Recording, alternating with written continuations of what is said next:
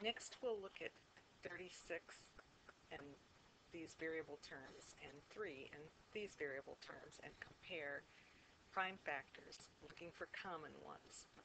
Here, the only number in common is 3. And of course, you that love to see things ahead of time can probably see the 3 here and realize there's not going to be anything bigger in common.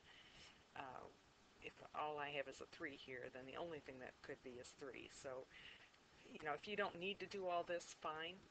But just to be consistent, I'm going to go ahead and factor out prime factors. And you can see we have no variable terms in common, and so the greatest common factor is simply 3. In this case, comparing 7a with 6c, there are no common factors, and so simply 1. This one, 8, there's 3 factors of 2, and 3 is just a factor of 3, and so the only common thing could be a variable. Here we have an a, and that is in common with this a over here, and so the greatest common factor is a. Greatest common factor between 3 terms is done exactly the same way, except that each factor has to be in common with all 3 terms. 6 is 2 times 3, and then here's the variable terms.